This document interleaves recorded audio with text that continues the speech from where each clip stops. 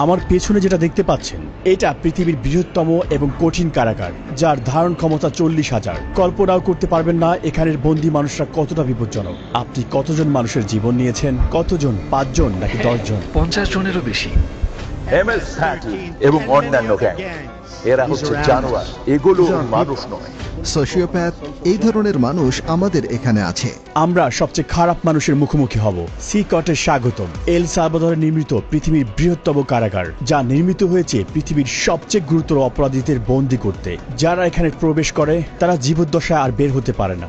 এখান থেকে বাইরে যাওয়ার কোনো উপায় নেই। তুমি কিভাবে এখান থেকে বের হয়ে আসবে? এই 6 মিলিয়ন মানুষের ছোট দেশে সর্ববৃহৎ কারাগারের প্রয়োজন এই গ্যাংগুলোর জন্য। এক সময় পুরো দেশে আধিপত্য বিস্তার করা এই গ্যাংগুলো 2022-এর মার্চ থেকে নাটকীয় অভিযানের মুখোমুখি হয়। প্রেসিডেন্ট নাইব বুকেলের প্রশাসনের অধীনে মাত্র 16 মাসে 70,000-এরও বেশি মানুষকে গ্রেপ্তার করা হয়, যা দেশের প্রাপ্তবয়স্ক জনসংখ্যার প্রায় 2%। শিকড়ে বাঁধা হাজার হাজার গ্যাং সদস্যকে রাতের আধারে কড়া নিরাপত্তার বলয়ে বাসে করে সিকটে নেওয়া হলো। মাথা নিচু করে একজনের পিছনে অন্যজন বসায় তাদেরকে একটি জটলার মতো দেখাচ্ছিল। চারপাশে অস্ত্রধারী পাহারাদার থাকায় কেউ আদেশ অমান্য করার সাহস করেনি। একদিনের মধ্যেই তাদের জীবন পুরোপুরি পাল্টে গিয়েছে। উত্তর যতই অস্বস্তিকর হোক না কেন, আমি তাকে তার করা সবচেয়ে ভয়ঙ্কর অপরাধগুলো নিয়ে প্রশ্ন করব। 10 মিনিট। 2022 সালে নির্মিত এই বিশাল কারাগারটি 8টি পৃথক মজুল নিয়ে গঠিত, যা 410 একর জমির উপর অবস্থিত। প্রতি জোড়া মজুল 2টি পৃথক 3 মিটার উচ্চ দেয়াল দ্বারা ঘেরা, যার মধ্যে রেজার ওয়ার দেয়া রয়েছে। 9 মিটার উঁচু বিশাল দেয়াল দিয়ে পুরো জায়গাটি ঘেরা, যার উপরে রয়েছে 3 মিটার উঁচু বৈদ্যুতিক তার, যেখানে 15,000 ভোল্ট বিদ্যুৎ বইছে। চারপাশের 19টি ওয়াচ টাওয়ারের মাধ্যমে কোনো কিছু নজর এড়ায় না। এই সম্পূর্ণ ব্যবস্থা শুধু পালানোর রাস্তাকে বন্ধ করে না, বরং পালানোর চিন্তাকেও মুছে দেয়। হ্যালো, আমাদের প্রেসিডেন্সি থেকে অনুমতি আছে। সৈন্যরা আমাদের থামিয়েছে। আশা করি এটাই আমাদের সর্বশেষ চেকপোস্ট। জ্যামারগুলো সিকটের 2 কিলোমিটার এলাকার সমস্ত সিগন্যালগুলো বন্ধ করে দিয়ে সমস্ত যোগাযোগ বিচ্ছিন্ন করেছে। এই এলাকাটি নিরাপত্তা দিতে 600-এরও বেশি সৈনিক এখানে কাজ করছে। আমরা ভিতরে প্রবেশ করার আগে সমস্ত জিনিসপত্র এখানে রেখে যাব। কেবল ক্যামেরা এবং মাইক্রোফোন নিয়ে ভিতরে প্রবেশ করব। আস্তে আস্তে এগিয়ে যান, ক্যামেরার দিকে তাকান। Body scanner. আমি বিয়ের আংটি রাখতে ভুলে গিয়েছি। আচ্ছা, সেটা ওখানে রাখতে হবে। এই উচ্চ ক্ষমতা সম্পন্ন এক্স-রে স্ক্যানারটিতে হাড় এমনকি শরীরের অঙ্গ প্রত্যঙ্গ দেখা যায়। এটি মূলত নতুন বন্দীদের স্ক্যান করতে ব্যবহার করা হয়, এটা নিশ্চিত করতে যে কেউ নিষিদ্ধ কোনো বস্তু বহন করেছে কিনা। তারা জিনিসগুলো গিলে ফেলত অথবা পথ বা পথে করে নিয়ে আসার চেষ্টা করত। Micro SD memory card, microchip, এবং শুধু এগুলোই নয়, এমনকি ফোনের চার্জার। আরো একবার পুরো শরীর তল্লাশি করা হলো। আপনারা জুতা খুলুন। এমনকি তারা মোজার ভিতরেও তল্লাশি করলো। সিকিউরিটি চেক পার করতে আমাদের 1 ঘন্টা সময় লেগেছে। 1 মাসের টানা আবেদনের পর আমরা এখানে আমন্ত্রণ পেয়েছি। গার্ডরা মাস্ক পরে, কারণ তারা এখানে খুবই ঝুঁকিপূর্ণ কাজ করছে। আর যদি তাদেরকে চিনে ফেলে তাহলে শহরে ভ্রমণ করা ঝুঁকিপূর্ণ হয়ে পড়বে, কারণ এই গ্যাংগুলোর অনেক বেশি পরিচিত লিঙ্ক রয়েছে, তাই তারা পরিচয় গোপন রাখে। আপনি কেন মাস্ক পরছেন না? আমাকে তাদের সাথে চোখে চোখ রেখে মুখোমুখি কথা বলতে হয়। তারা ইতিমধ্যেই জানে আমি কে। আমরা এখন নিবন্ধন রুমে।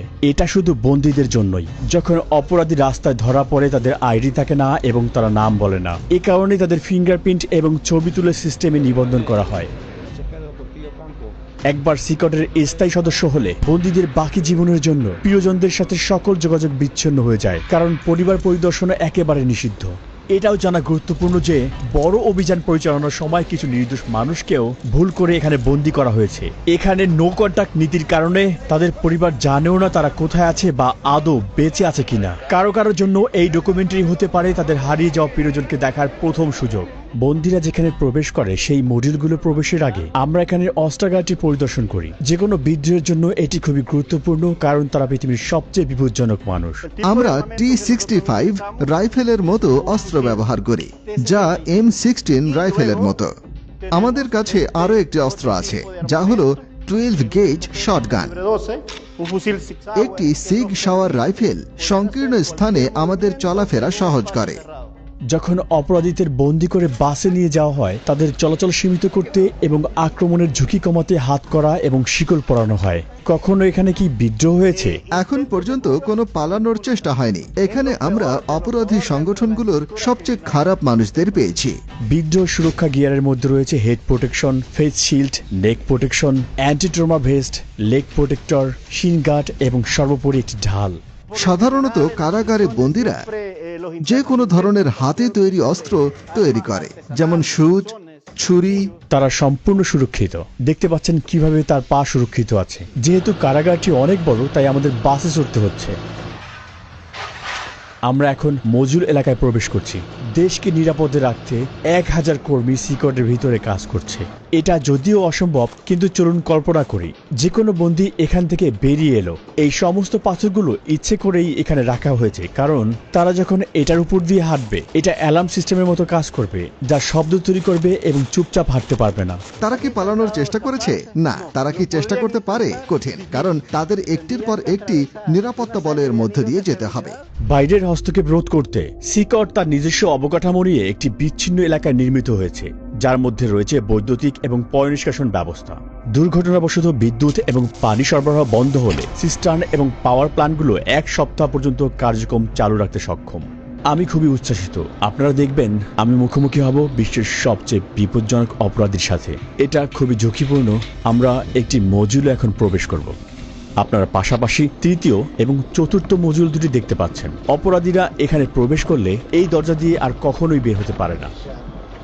আর কয়েক পা আগালেই আমরা 2500-রও বেশি অপরাধী দেখতে পাব।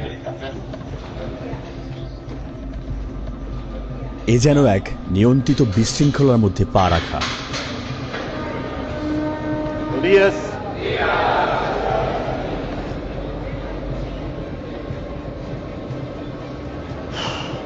খুবই উত্তেজনাপূর্ণ মুহূর্ত। তাদের চোখ আমার দিকে আর আমার পদক্ষেপ অনুসরণ করছে। তাদের সাথে আমার আই কন্ট্যাক্ট হচ্ছে। তারা সংখ্যায় অনেক বেশি। আমি বাকরুদ্ধ। আমি নিজের অজান্তেই অস্বস্তি অনুভব করছি। অপরাধীরা সবাই সাদা শার্ট, শর্টস আর স্লিপার পরেছে, অন্য কোনো জিনিসপত্র নেই। বেশিরভাগই জীবনের প্রথম অর্ধে, অর্থাৎ 20 বছর বয়সী, কিন্তু প্রত্যেকেই গুরুতর অপরাধে দণ্ডিত। এমনকি সবচেয়ে কম অপরাধীরও গড়ে প্রমাণিত 20 থেকে 30টি ঘটনা রয়েছে। কিন্তু এখানের কিছু অপরাধী শত শত নিরপরাধ মানুষের জীবন কেড়ে নিয়েছে। আমি বন্দীদের প্রশ্ন করতে পারি? না না না, যদি আপনার কোনো প্রশ্ন থাকে আমি সেগুলোর উত্তর দিতে পারি। আর তারা যদি আমার সাথে কথা বলতে চায়, তাহলে আপনি কি করবেন? আমি তাদের এটি করতে দেব না। তারা জানে যে নির্দেশনা মানতে না পারার জন্য পরবর্তীতে শাস্তি হতে পারে। এদের মধ্যে কোন গ্রুপ নেতার সাক্ষাৎকার নিব এটা জানতে প্রচন্ড আগ্রহী। আমাদের জন্য এই হলুদ লাইন পার হওয়া সম্পূর্ণ নিষিদ্ধ, কারণ তারা পৃথিবীর সবচেয়ে বিপজ্জনক মানুষ। আমাদের মাঝে যদি রেলিং না থাকতো, সবাই জানে এখন কি ঘটতে পারত। মেগা কারাগারের 8টি মডিউলের প্রতিটি 32টি সেল নিয়ে গঠিত। প্রতিটি সেলে প্রায় 80 জন বন্দী থাকে, তবে এই সংখ্যা 150 পর্যন্ত পৌঁছাতে পারে। সম্পূর্ণ ধারণ ক্ষমতা পূর্ণ না হওয়া সত্ত্বেও বর্তমানে প্রতিটি বন্দীর জন্য মাত্র 0.5 বর্গমিটার স্থান বরাদ্দ রয়েছে। এখানে নেই পর্যাপ্ত আলো বাতাসের ব্যবস্থা, নেই আঙিনায় হাঁটার অনুমতি। এখানে থাকা প্রতিটি অপরাধীকে এতটাই দীর্ঘায়িত এবং কঠিন শাস্তি দেওয়া হয়েছে, যা আপনি আপনার জীবনেও ভাবতে পারবেন না। এই সমস্ত বন্দীরা কখনোই বের হতে পারবে না। তারা কখনোই সূর্যের আলো দেখতে পাবে না। একমাত্র এখানে আসার বা এখান থেকে বের হওয়ার অনুমতি রয়েছে কেবল এখানকার কর্মীদের এবং আমাদের মতো মিডিয়াদের। কখনোই এই বিল্ডিং থেকে বের হতে পারবে না। আপনি যদি তাদের চেহারার দিকে তাকান, তাদের আত্মায় শূন্যতা দেখবেন। ভবিষ্যৎ নিয়ে তাদের কোনো আশা নেই। তাদের দেখতে মনে হয় রোবোটিক। তাদের জীবন পুরো একঘেয়েমি। এই খোলা জায়গাটি তাদের টয়লেটের জন্য। তাদের মাত্র 2টি টয়লেট রয়েছে 80 জন বন্দীর জন্য। এটা আসলে খুবই লজ্জাজনক। এর মাধ্যমে এই পুরো বন্দীদের আত্মবিশ্বাস আসলে ভেঙে যায়। এই একই জায়গায় যেখানে তারা টয়লেট করে, সেই একই জায়গায় তারা গোসলও করে। নিজেদের পরিষ্কার করতে তারা প্লাস্টিকের ডিপার এবং একটি শেয়ার করা বেসিন ব্যবহার করে। এখানে কোনো পানির প্রবাহ নেই। এই বন্দীরা পানি পান করার জন্য একটি নীল ব্যারেলের উপর নির্ভর করে। তারা সবাই এখানে ঘুমায় এই ধাতব ব্যাংকে। কোনো বালিশ কিংবা কোনো গদি নেই এখানে। প্রতিটা বন্দী শুধুমাত্র প্রয়োজনীয় জিনিস পায়, একটি সাদা চাদর, একটি ইউনিফর্ম, মোজা, স্লিপার এবং একটি তোয়ালে। তারা আর কিছুই পায় না। বন্দীরা এখানে সারাদিন 4 স্তরের বেডে কাটায়। তারা এখানে গোডাউনে রাখা জিনিসপত্র মতোই খুব জড়ো হয়ে থাকে। স্বাস্থ্য এবং শৃঙ্খলা রক্ষার অংশ হিসেবে বন্দীরা 2 সপ্তাহ পর পর শেভ করে। এছাড়াও লম্বা চুল বা দাড়িতে তারা ধারালো বস্তু লুকিয়ে রাখতে পারে। একবার দেখা যাক, শার্ট খুলে এখানে লাইন ধরে দাঁড়ান। এখন তারা সবাই শার্ট খুলছে। এই বন্দীরা একসময় MS-13 এবং ব্যারিও 18 গ্যাংয়ের সদস্য ছিল, যারা এল সালভাদরের পাড়া এবং মহল্লা নিয়ন্ত্রণ করত। এছাড়াও এই গ্যাংগুলো স্থানীয়দের কাছ থেকে টাকা ছিনতাই করত এবং ভোগান্তি দিত। তাহলে এখানে ব্যারিও 18 এবং MS-13 গ্যাংয়ের সদস্যরা একসঙ্গেই রয়েছে। হ্যাঁ, ঠিক এমনই। পুরো মডিউল একই রকম। তারা সবাই এমন ভাবেই জীবনযাপন করে। বাইরে একে অন্যের এলাকায় প্রবেশ মানে মৃত্যুর কারণ, কিন্তু এখানে তারা শেষ নিঃশ্বাস পর্যন্ত একে অপরের পাশেই থাকবে। এখানে তারা কিভাবে আছে একে অন্যকে আক্রমণ না করে? এখানে তাদের একসাথে থাকতে শিখতে হয়। এখানে তারা কারাগারে আছে, রাস্তায় নয়। অধিকাংশ বন্দী পুরো শরীর জুড়ে ট্যাটু থাকে, এমনকি তাদের মুখেও, যা তাদের অনুগত্যের পরিমাণ প্রকাশ করে। MS-13 গ্যাংদের ট্যাটুতে সাধারণত অক্ষর দিয়ে লেখা অথবা 13 লেখা থাকে। অন্য গ্যাংয়ের সদস্যরা 18 বা 666 এরকম চিহ্ন ব্যবহার করে, যার যোগফল 18 এবং যা শয়তানের প্রতীক হিসেবে ধরা হয়। অথবা তারা রোমান সংখ্যাও ব্যবহার করে। কারো মুখে গ্যাংয়ের ট্যাটু থাকলে তা স্পষ্ট নির্দেশ করে যে সে সংগঠনের সবচেয়ে নির্দয় এবং নেতৃস্থানীয় সদস্য। এমন একজন মানুষের সঙ্গে রাস্তায় দেখা হওয়া মানে সাক্ষাৎ মৃত্যুর চোখে চোখ রাখার সমান। মাকড়সা জালের ট্যাটুর অর্থ হচ্ছে আইন ব্যবস্থার জালে আটকে পড়া আর দীর্ঘ কারাদণ্ড ভোগ করা। ডেভিল হর্নস ট্যাটু একটি অন্ধকারের প্রতীক, যা নির্দেশ করে যে এই ব্যক্তিরা হচ্ছে শয়তানের পূজারী। কিছু লোক দাবি করে তারা শয়তানের আদেশে এই কাজগুলো করেছে। একটি টিয়ারড্রপ ট্যাটু নির্দেশ করে যে সেই ব্যক্তি কোনো মানুষের জীবন নাশ করেছে। চোখের ফোঁটার সংখ্যা বোঝায় কতগুলো জীবন তারা কেড়ে নিয়েছে। যদি 3টি টিয়ারড্রপ থাকে, এর মানে এই ট্যাটুর মালিক এতগুলো জীবন কেড়ে নিয়েছে যার হিসেব নেই। লাভ নাও ক্রাই লেটার, এই মাস্ক বা ক্লাউন ট্যাটুগুলোর একটা স্পষ্ট বার্তা হচ্ছে কঠিন সময়ে তুমি শক্ত থাকো, আর পরিণতি পরে ভুগবে। এখানের সমস্ত মানুষ কি সত্যি খারাপ? এরা একদম অন্য লেভেলের হাই প্রোফাইল ক্রিমিনাল, যারা কখনো তাদের মনোভাব পরিবর্তন করবে না। উপরে তাকালে দেখবেন সেখানে ক্যাটো এরিয়া রয়েছে। নিরাপত্তা কর্মীরা উঁচু জায়গা থেকে নিয়মিত বন্দীদের উপর নজর রাখছে। এখানে সন্দেহজনক কিছু ঘটলে তারা তৎক্ষণাৎ হস্তক্ষেপ করবে। চারপাশের প্রতিটি কোণায় থাকা ক্যামেরার মাধ্যমে তারা 24 ঘন্টা এই এলাকায় নজরদারি রাখে, যাতে কোনো কিছু নজর না এড়ায়। নজরদারির জন্য মডিউলগুলো দিন রাত ব্যাপী আলোকিত রাখা হয়। সূর্যাস্তের পরেও আলো জ্বলতে থাকে। তারা সবসময় নজরদারির মধ্যে থাকে। আমার মনে হয় এটি অন্যতম কঠিন একটি ব্যাপার। আর তারা যখন ঘুমাতে যায় তখন তাওয়াল ব্যবহার করে চোখ ঢাকতে, যাতে চোখে আলো না পড়ে। এখানে তারা বন্দীদেরকে বাইবেল থেকে কিছু গুরুত্বপূর্ণ পাঠ শেখাচ্ছে। এখানে তাদের শারীরিক ব্যায়াম হচ্ছে, আর ওখানে তাদের ট্রেইনার। বন্দীদের সেল থেকে বাইরে যাওয়ার এটাই তাদের একমাত্র সময়। অস্ত্রধারী পাহারাদারদের নজরদারিতে এই কার্যক্রমগুলো প্রতি সপ্তাহে মোট 1 ঘন্টা চলে। এক সময় তারা রাস্তা নিয়ন্ত্রণ করত, কিন্তু এখন তারা ইচ্ছে মতো 1 পাও চলতে পারে না। এটা একটা রোটেটিং শিডিউল, জায়গা কম, তাই সবাই একসাথে একই দিনে বাইরে যেতে পারে না। বন্দীরা যখন এইসব অ্যাক্টিভিটিতে সেলের বাইরে থাকে, তখন কি কোনো বিশৃঙ্খল ঘটনা ঘটেছে? এমন কিছুই হয়নি। যখন আমরা সেলের ভিতরে ক্যামেরা ফোকাস করি, প্রায় দেখি একজন বন্দী আস্তে আস্তে কথা বলছে। সেলের ভিতর থেকেও গ্যাং সদস্যরা বাইরে তথ্য পাঠানোর চেষ্টা করে, আর তাই আমরা তার মুখের ভঙ্গি সেন্সর করে বার্তা ব্লক করে দিয়েছি। কড়া ব্যবস্থা নেওয়ার পরও গ্যাংগুলো এখনো বাইরে শক্তিশালী। গুজব আছে তারা নিরীহ মানুষের উপর প্রতিশোধ নেওয়ার পরিকল্পনা করছে, কিন্তু তার পাল্টা হিসেবে কর্তৃপক্ষ তাদের বন্দী সদস্যের উপর আরো কঠিন পদক্ষেপ নেওয়ার হুমকি দিয়েছে। যদি ওরা এমন কিছু করে তাহলে কারাগারে একবেলা খাবারও পাবে না। সৃষ্টিকর্তার কসম, তাদের খাওয়ানোর জন্য একটি চালের দানাও থাকবে না। আর দেখি ভাবে তারা কতদিন টেকে। এখানে তাদের 3 বেলা খাবার দেওয়া হয়, ব্রেকফাস্ট, লাঞ্চ আর ডিনার। ব্রেকফাস্টে সাধারণত মটরশুঁটি আর ভাত থাকে, আর ডিনারও প্রায় একই রকম। দুপুরে সাদা ভাত আর পাস্তা দেওয়া হয়। একমাত্র যা পরিবর্তন হয় সেটা হলো পানীয়। চিকেন বা মাংসের মতো কোনো পুষ্টিকর খাবার তালিকায় নেই। এটা দুপুরের খাবার। আজ ভাত, পাস্তা আর 2টা টর্টিলা দেওয়া হয়েছে। খাবারের মেনু কি পরিবর্তন করা হয়? না, প্রতিদিন একই। হ্যাঁ, সবসময় একই থাকে। ফ্রেশমেন্ট। এটা মিষ্টি পানীয়, আমি নিজেই এটা খেয়ে একটু স্বাদ নিয়ে দেখব। বন্দীদেরকে হাত দিয়ে এগুলো খেতে হয় এবং প্লেটগুলোকে ভালোভাবে পরিষ্কার করতে হয়। পর্যাপ্ত প্রোটিনের অভাবে অনেক অপরাধীরাই এখানে পুষ্টিহীনতায় ভুগছে। বন্দীর সাথে সাক্ষাৎকার নেওয়ার আগে আমি আপনাদেরকে একটি জায়গা দেখাতে চাই, যা অন্যতম কঠিন একটি জায়গা। আমরা এখন আছি আইসোলেশন সেলের এলাকায়।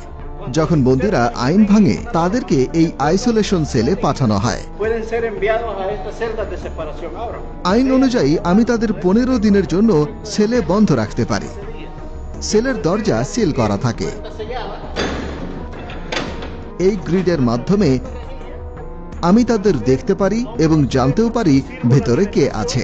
এখানে খাবার দেওয়া হয়, আর দরজা খুলে কোনো কার্যক্রমে নেওয়ার আগে এই জায়গাটাতেই তাদেরকে আমরা হাত করা পরাই। আইসোলেশন সেলে স্বাগতম। যদি কোনো বন্দী অশোভন আচরণ করে তাহলে তাকে এখানে পাঠানো হয়। সে কখনোই জানবে না সময় সম্পর্কে বা কতদিন তাকে এখানে থাকতে হবে। কয়েকদিন বা কয়েক সপ্তাহ পর্যন্ত সে এই কংক্রিটের বিছানায় ঘুমাবে, আর সেই অপরাধী বিচ্ছিন্ন হয়ে পড়বে পুরো পৃথিবী থেকে। এটার ভিতরে তাদের পানি সরবরাহ করা হয়। এখানে একটি পানির বেসিন রয়েছে। তারা এখান থেকে পানি নেয় আর তারা ঠিক এখানে প্রস্রাব করে। পানি খাওয়ার বেসিন এবং টয়লেট পাশাপাশি অবস্থিত। এই টয়লেটটি দেখে মনে হচ্ছে এটি খুব সদ্যই ব্যবহার করা হয়েছে, আর তাই এটি এখনো নোংরা হয়ে আছে। এখানের একমাত্র আলোর উৎস হচ্ছে এই ছোট্ট ছিদ্র, যা দিয়ে খুবই সামান্য পরিমাণ সূর্যের আলো আসে, এবং এটি বাতাসেরও একমাত্র উৎস। আপনার মতে এই আইসোলেশন রুমের সবচেয়ে কঠিন বিষয় কোনটি? ভিতরে আপনি নিজের হাতও দেখতে পারবেন না, তাই যখন কাউকে আইসোলেট করা হয় তার জন্য কিছু একটা থাকা প্রয়োজন, একটা বই অথবা কিছু একটা, যাতে তার মন শান্ত থাকে। কিন্তু এখানে তাদের সেরকম কিছুই নেই। যতই কঠিন অপরাধী হোক না কেন, এই ধরনের আইসোলেশন তাদের মানসিকভাবে ভেঙে ফেলে। এটা এখানকার অপরাধীদের জন্য জরুরি, যারা একসময় সৃষ্টিকর্তার মতো নির্ধারণ করত কে বাঁচবে আর কে মরবে। তারা ক্ষমা চাইতে পারে, আর সৃষ্টিকর্তা তাদের ক্ষমা করুক। কিন্তু এখানে ভিকটিমদের প্রতি ন্যায় বিচার নিশ্চিত করা আবশ্যক, আর এটা তাদের সর্বনিম্ন প্রাপ্য। এখন আমরা সাইকো নামের একজন কয়েদির সাক্ষাৎ নিব। তার অপরাধের ইতিহাস 34 বছরেরও বেশি, আর গত 25 বছর ধরে সে একটা বড় সংগঠনের নেতৃত্ব পর্যায়ের সদস্য। 10 মিনিট। এমনকি এই বন্দির চারপাশে নিরাপত্তা দিতে 10 জন গার্ডও পর্যাপ্ত নয়। মাস্ক খুলুন। আপনার নাম কি? আমার নাম মার্ভিন এর্নস্টো। আপনার বয়স কত? 41 বছর। 41-এর মতো দেখাচ্ছে না, মনে হচ্ছে 35 বছর বয়স। এটা শুনে ভালো লাগলো, কারণ আমি মনে করি আমার বয়স বেড়ে গেছে। আপনার ট্যাটু দেখতে পারি? MS-13। আপনি কত সালে ওই সংগঠনে যোগ দিলেন? 2004 সালে, কিন্তু আমার অপরাধের রেকর্ড 11 বছর বয়স থেকেই শুরু। আপনি কিভাবে প্রথম জড়িয়ে পড়লেন? যখন কোনো ছেলের শুধুমাত্র তার মা থাকে আর সেই মা কাজেই ব্যস্ত থাকে, তখন সেই ছেলে রাস্তায় বেরিয়ে আসে সাহায্যের জন্য কিছু খোঁজে। আমি ভাবলাম আমার মা গরিব, আমার জুতোর দরকার, কাপড় চাই, আর শুরু করলাম চুরি। তারপর বাবার মতো কাউকে খুঁজে ফিরি, কারণ আমি বাবাহীন ছিলাম, তাই গ্যাংয়ের দিকে আকৃষ্ট হলাম। একসময় একটা খুন করলাম, আর তারপর এল সালভাদর চলে এলাম জীবন পাল্টানোর জন্য। কিন্তু এখানে আরো গ্যাং ছিল, আবার একই কাজ করতে শুরু করলাম। তারপর শেষমেশ জেলে ঢুকলাম। আমি সবসময় সেই ধরনের মানুষ ছিলাম যারা কোনো কিছু মনস্থির করলে সেটাই অর্জন করতে চায়, আর আমি এখানে এসে সবকিছুই অর্জন করেছি। কিন্তু এখন আমি এখানে আছি। এভাবেই শয়তান মানুষকে পরিশোধ করে। আচ্ছা, এটা কি সত্যি এই অপরাধ সংগঠনে যোগ দিতে হলে কাউকে হত্যা করতে হয়? হ্যাঁ। আপনি কাকে হত্যা করেছেন? সেটা কি আপনার আত্মীয়? আমি সত্যিই মনে করতে পারি না কতজনকে হত্যা করেছি, কিন্তু হ্যাঁ, কারণ গ্যাংয়ের জন্য এলাকা থাকা প্রয়োজন। আমি আমার মা, বাবা, ছেলে সবকিছুই হারিয়েছি এই গ্যাংয়ের কারণে। আমি যদি USA তে থাকতাম তাহলে পরিবার নিয়ে সুন্দর জীবন কাটাতে পারতাম, কিন্তু আমরা ভুল সিদ্ধান্ত নিয়েছিলাম, যার ফল ভোগ করছি। এই জন্য আমি যুবকদের বলি, স্কুলে যাও, তোমার মা বাবার কথা শোনো, সেই মতো চলো। আমরা যেভাবে এখানে বেঁচে আছি সেরকম জীবন বানিও না, এর থেকে বের হওয়ার কোনো পথ নেই। আপনি কতজনের জীবন নিয়েছেন? 5 জন, 10 জন, কতজন? না, জেলের পরে আমি যা করেছি সে সম্পর্কে যদি আপনি কথা বলেন তাহলে হয়তো 50 জনের কিছু বেশি হবে। কখনো কখনো এটা করতে হতো। আপনি কিভাবে এত ঠান্ডা মস্তিষ্কের এবং নির্মম হয়ে উঠলেন? আমি আসলে এই প্রশ্নের উত্তর জানি না। পরিবারের সদস্যদের সাথে সারা জীবন দেখা না হওয়ার বিষয়টি আপনি কিভাবে অনুভব করেন? আমার খারাপ লাগে, কারণ আমি শেষবার আমার ছেলেকে দেখেছিলাম যখন সে 5 বছর ছিল, আর এখন সে 21।